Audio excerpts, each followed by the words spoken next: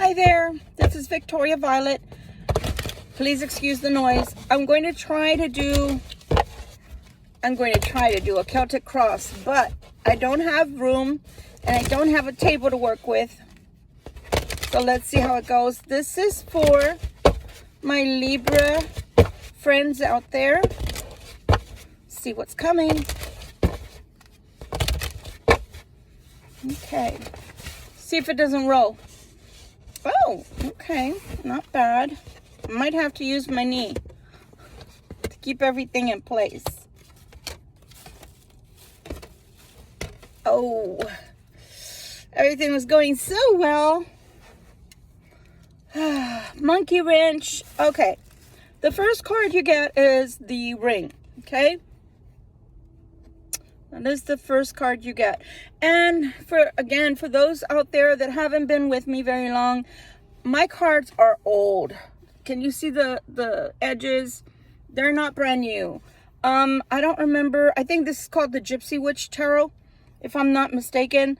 But try to focus more on the cards and the significance of the cards and their meanings more than anything, because otherwise we're going to get kind of like, what's the word?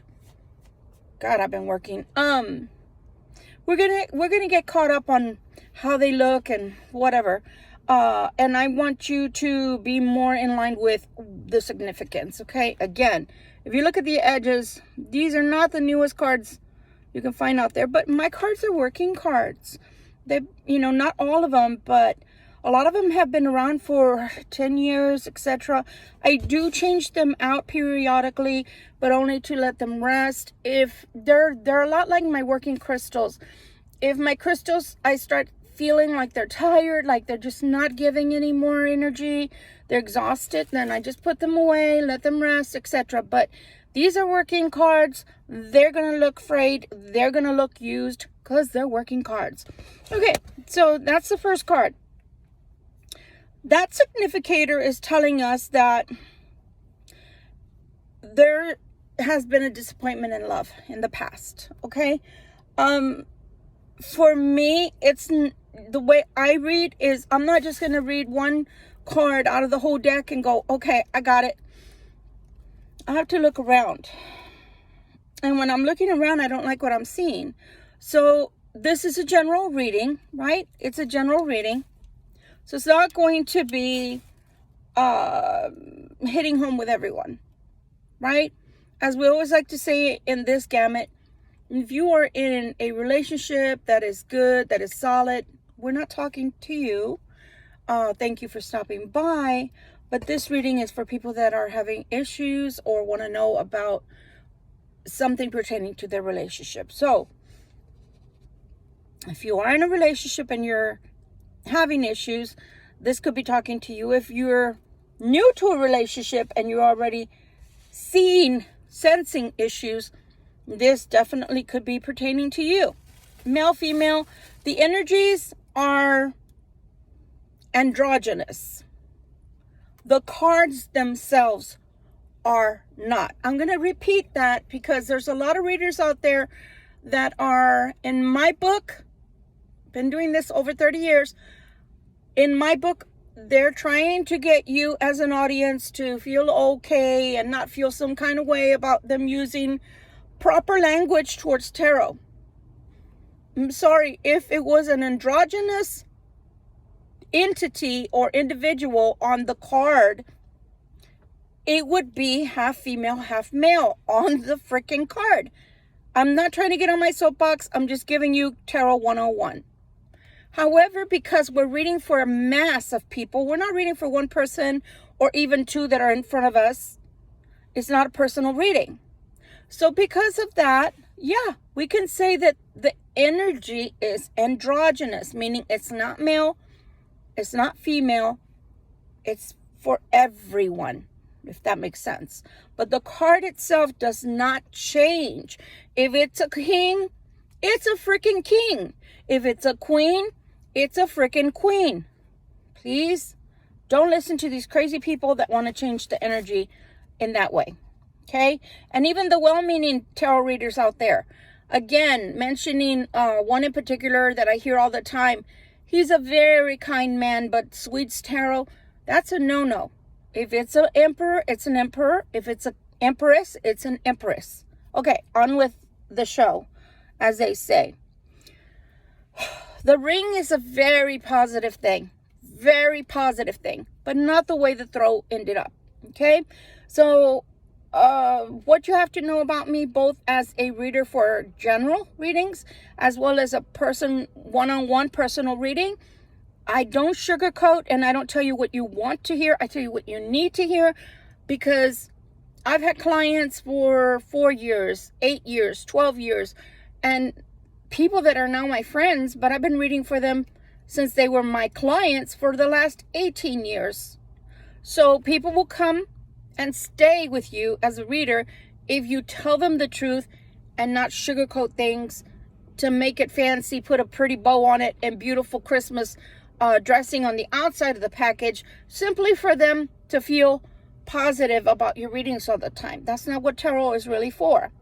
Otherwise, kings and queens in their time would not have gone to people like myself to see what was in the cards or in the stars for them, right? When they were trying to make such big decisions. So anyway, normally the ring would be an outstanding omen of good marriage, happy marriage, things to come. That's not what this is saying. Why? Because the next thing that I see here is this poor little angel with his heart torn out, which is Cupid. Okay? And so for me, this is telling me that either in a marriage or a solid relationship or a boyfriend-girlfriend relationship or girlfriend-girlfriend, whatever. In a solid relationship, there has been a lot of problems. And if you just met someone, let's say 3 months ago, that's a recent relationship, it's not going all that well. It's not going as well as you had hoped, okay? Now, the shepherd here that is kind of sitting on his own, okay, again, is talking about love and talking about how beautiful a love could be. I don't know if y'all can see it. Okay, hard to read, right? Let's see. Nope. One of these days soon, I'll have enough money to buy proper equipment. Right now, this is good enough. So, it's not that there isn't or couldn't be love there. It's that it takes two people to be of the same mind in order for this to grow and go in the right direction. Okay? So here we have the birds. These birds are not the kind of birds that bring positive news. This kind of bird is talking about misery and talking about turmoil and chaos. Okay? So again, that's why you heard me when I finished putting everything down and I went and put the deck down over here and I looked this way and I went like, oh God, because there are good cards, kind of good, mixed in with really bad cards here. Next card that you have here is where we have the road. So the road could, in it by itself, it could mean we're traveling, could mean we're going someplace, but not in this instance. Why? Because here we have the crossroads. And the crossroads already telling me, I don't know what the fuck I'm doing, or I don't know what the fuck to do. Excuse my French. I am real. Long story short, all my life as a kid, and even to the age of 29, never cursed a day in my life. I never heard it at home. Went to the military, came back, and I cursed like a sailor, even though I was in the military as an army soldier and not someone that was a seaman. But this is telling me that even if love is here, or even if there's a relationship that could possibly turn into love, or that has in the past displayed a form of love, it's been miserable. And there's been a lot of heartache. Lots of heartache. To the point to where this could even talk about a possible divorce. Okay? An ending. And why I'm saying that is because the crossroads can also depict the same thing as the tracks. Don't know which way to go. I know I need to go. In other words, I know I need to make a decision. Which decision is right? Do I go left? Do I go right? What decision is right for me, for my circumstances, possible children, family, for me at this stage in my life as an adult. What should I do? I don't know what to do. So heavily on the I don't know what to do. I'm miserable. Have shit ton of heartache. There was love there. And that's depicted by the ring and the shepherd. But at this juncture, I don't know what to do. So here we go. The fish is showing up. The fish on its own, again, a prosperous card. A card that's saying beautiful things are possible. If it's in the marriage, then I say the next card tells me, either ways, you hold the key. Should I stay? Should I go? Should I do this? Should I do that? You hold the key. But, the ending card is why I said, oh no, there's no trust. You don't trust them. They may not trust you. One side or both may have done things in the past to have broken this relationship. And now, because there's no trust, there's been heartache, there's been misery. We don't know which way to go. We don't know which way to go. We don't know which way to go. If we end up staying, because we could stay, saying we have the key. Whatever decision we make is all ours. We have the key in our hand, right? What do keys do? Open doors, right? Open dialogue, open, possibly, relationship issues that need to be healed. Again, what did I say in the beginning before I even finished laying everything out? It takes what? Two. To be of the same mind, same heart, same mind. You cannot, I don't care how much you love someone, you cannot will that relationship into existing in a normal sense of the word. It can exist. It can stay a marriage, for example, but that doesn't mean that that's a marriage that is solid and healthy. That means that one person is addicted to the other person to the point to where they can't let them go. That's what that means. Because the other person is obviously, by this card, is obviously showing that they're not to be trusted. They go out of the marriage or out of the relationship or do things that are not pro or positive for the marriage or the relationship, whichever it is that you're in. This could even be at work. Takes two, right? Even with a boss, even with a partnership. Whew. This is a lot. So what I would recommend is definitely, while you're at the crossroads, I would definitely give it another thought. Maybe pray on it, meditate, pros and cons with a piece of paper, staying or going. What are the other alternatives? Because it looks like there is money, some possible new job. Even the shepherd, even the ring can indicate more money and another job. Another way of making money, another road, another way, right? So that's why I said there's a mixture of good and bad in here. What I do gather from this, if it was my decision, which is not, because this is not about me, but if it were about me, then I would sit down and say, okay, fact, they've already broken this relationship. I cannot trust them.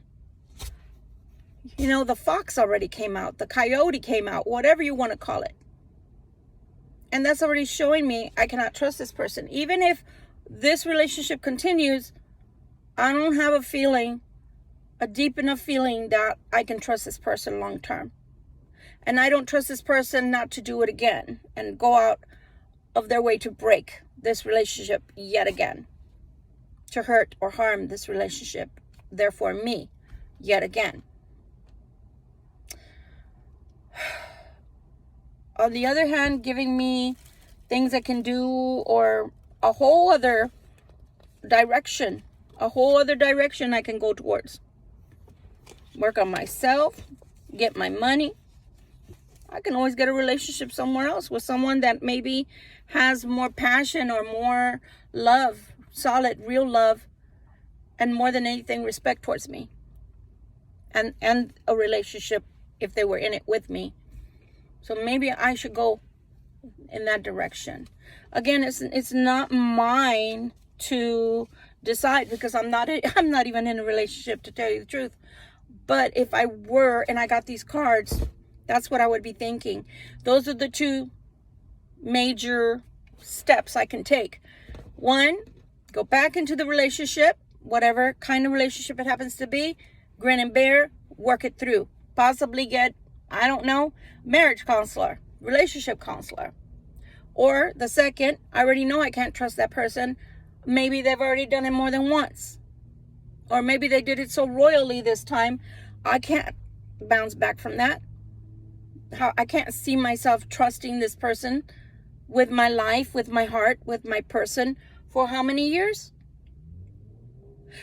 Think about it this way also. If you were 70 years old, 75, and you were incapacitated and needed to go full care, right? Would they stay? With what you know about them, the way they've behaved towards you already, would you be able to trust them? Would you feel comfortable taking care of them if they were incapacitated the way they've treated you? See, a lot of people only think of the here and now. Think long term when you're in relationships. Here and now is a burger that you bought and you ate and you regretted it. A pair of shoes that you bought because you had to have them put you into insufficient funds, right? Or a hair color or a perm, and you end up with hair cut to here instead of down to your ass like I had before. This can grow back. And I only hurt myself. The burger only hurt me. The shoes only hurt me. My hair being damaged and having to cut it only hurt me. The relationship is with two people at the very least. If I can't trust that person for 3 months, a year, 2 months, 3 months, 4 years, 15 years, and they never really stayed in the relationship, they keep going in and out, what do you think is going to happen when you can't even get up out of bed anymore? It's just food for thought. I know I'm being very serious right now, but I'm trying to get you to wrap your mind around the fact that if you can't trust them when the going gets tough, how do you think it's going to be when it really gets tough and you really need them by your side? Think about it. Think about it. Anyway, the choice is yours. You can go, relearn the lesson, possibly get your heart broke again, right? Because this scoundrel, whether female or male, doesn't matter. This scoundrel already broke your heart. They already did it. Or maybe you need to go another direction where you can go, make your fortune or build yourself up in a career, get your certifications, get your degrees, get yourself your own home, whatever it is that you want to do. And I've been on the side of that smoking gun where women say, oh, but I can't leave. Well, he's beating you. He's abusing you mentally, physically, emotionally. I cannot leave. Why? Because I have nowhere to go. Well, start saving your money. Men, I can't leave. Why? Because she's drop dead gorgeous and I love her. Okay, then what are you saying? That you deserve to be abused? Use your head, not your little one. Use this one. Women, use your head, not your heart, because your heart will tell you to stay unless you're hurt to the point to where it's so embarrassing that your whole friends, all your community has seen it. You won't leave. I know, because I was physically abused and I was so afraid. But then again, I was super young. I was way young. It was way before a mature adult age that all this happened to me. I ain't have anywhere to go, not even my parents' house. But nowadays, they have female, women's shelters. They have hotels, motels, Holiday Inn, right? Sorry to say it like that, girl, but save your pennies in a jar. I don't know. Do something. Same with you, sir. Don't let people abuse you. That's not what love is about. Love doesn't hurt. And yeah, we have tiffs here and there. We have disagreements with our significant others all the time, but they're small. And you get over it like that. But the major ones, and they don't change, I say run, Forrest. Don't walk. Run, Forrest. Run out of that house. Run. Save your money. Don't be dumb. Anyway, this is Victoria Violet. As always, you have free will. God gave it to you. Who am I to take it away? I will never tell you to do something I wouldn't be able to do or want to do on my own. And I will never take the place of you deciding for yourself, because God gave you free will. I can only tell you what I see, and you have to live your life with that information. Love you very much. I hope that this has helped somebody out there who is trying to make a decision and can't seem to weigh the pros and cons. I think I laid it out for you. You have to listen, Linda. Love you. Do the right thing. Bye.